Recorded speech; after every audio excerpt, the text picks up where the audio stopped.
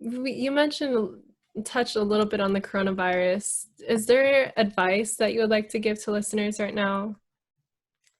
Yeah, I actually almost wanted to cry when you said that. So obviously it touched me in an interesting way Yeah. just now. The coronavirus, like while everyone's locked up in their house, there are people installing 5G in every school in California and in office buildings. So that doesn't make any sense to me. And I hope that that alone makes people question things a little bit more, because we already talked about EMFs and the harm. The coronavirus, a virus lives on your nerve. And when you're nervous or stressed, virus get activated. So the absolute number one most important thing to do is to stay calm and grounded, whatever that means for you. If you need to take CBD or use other methods of things that keep you calm and balanced, that is top priority. And I use CBD all the time, and I think that for a lot of people that is so helpful to just stay calm. And at the same time, we actually have receptor sites in our immune system and our brain, so it's like a perfect nutrient that makes sense. Oil and salt are also the main components of the nervous system, and I believe that everyone needs to eat so much more oil and salt than they think they are. Probably the average listener, probably 2 to 5 times more oil and salt than they think. And it's not fattening when you do it like that. It's actually satiating and calming and grounding. I also, because of the coronavirus being a thing with your lungs, and the lungs are under here, that's why I'm touching there.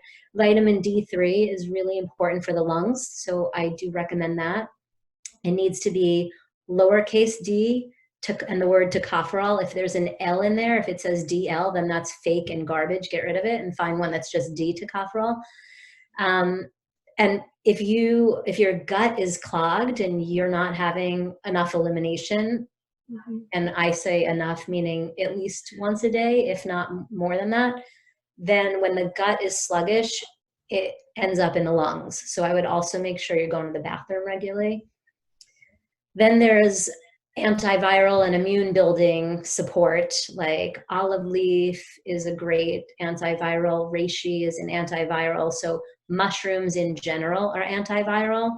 I have a mushroom powder blend that I have a lot of people taking, even giving to their kids, like little quarter drops or teaspoons into a little water and just chugging it down. Colostrum is great for younger kids and for nursing women to boost the immune system. And I could go on, there's probably at least 15 other remedies. And EMF remediation would be number one, top choice.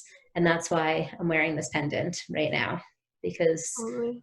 I believe that you get kicked when you're down. So I use like a gangster story as an example.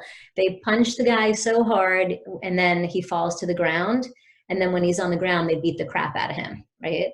So you get it so much worse when you're already down. So if you are vulnerable because you're emotional or you're stressed or you didn't have enough sleep or you're not nourished nutritionally or because you're getting fried from your devices, it is going to be much easier to take you down. So if you keep your basic things in alignment, it is highly unlikely for you to get the virus or to really go down. And 98% chance to not die from the virus. And I thought the number was also 98% chance not to get the virus. I don't recall if that's the exact statistic anymore, but the odds are low to get the virus and to get really sick from it. So if you keep your basic stuff that I just mentioned in check, you will be one of the elite. Thank you. Those are so important. I take a few of those myself too. Good. When it comes to the mind too, and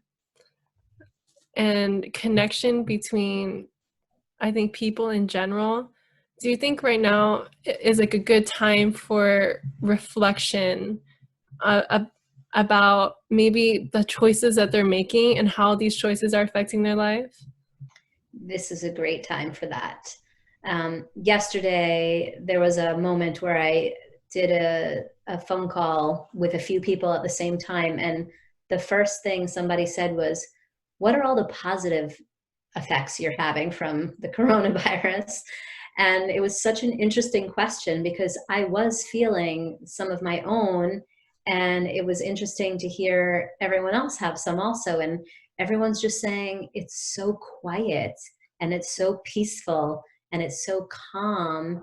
And I live on a street where there's a park at the end. So there's so many groups of families like together.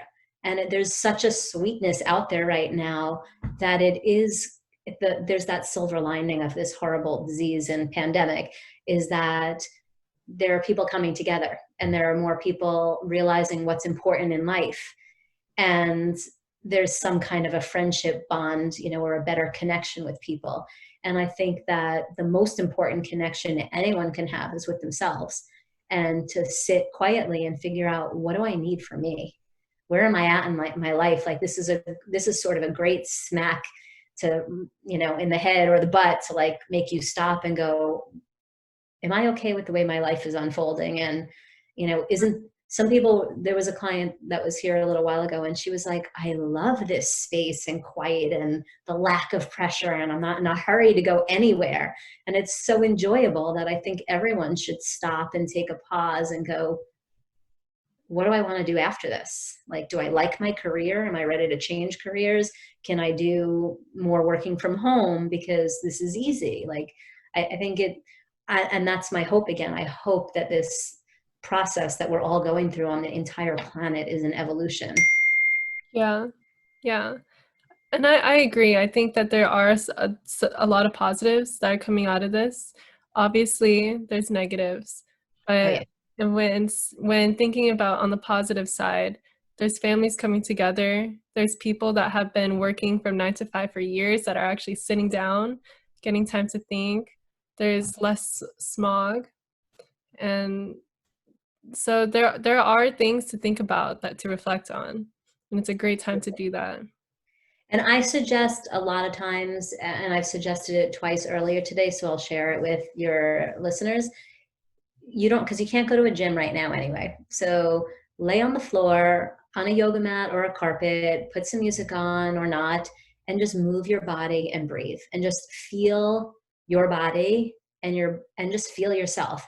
And you just end up dropping into this like nice quiet space of just like, ow, that hurts. If I move this way and it doesn't hurt, does that feel better? And somehow that the mind body connection just like clicks in and thoughts come to you. And I think it's sort of like making a meditation happen for you or to you instead of trying to meditate and trying to get clear. Yeah, that's great advice. It's great advice. I actually practice like doing that just about every single night. It's a great way, I think, to actually relax yourself into starting your day or before going to bed, just in general. And definitely to tune up and kind of listen to yourself. When you were talking, I wanted to ask, how important do you think is the connection between self-love and health? Huge. I think that as people get healthier, their self-love increases. So what if people just love themselves more? Yeah. They probably would have more health.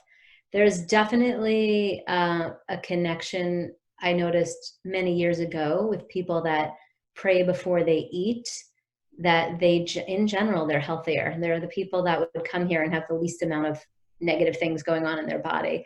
So I do think that connecting to yourself, and I don't know if praying means the same thing to everyone. I'm sure it doesn't, but it's some connection either to yourself, to a higher self, to a higher power, whatever it is. But I do think that taking that quiet time, Mhm. again, to just be your own fan, be your own cheerleader, because a lot of people got knocked down when they were younger. People said mean things to them. People treated them poorly.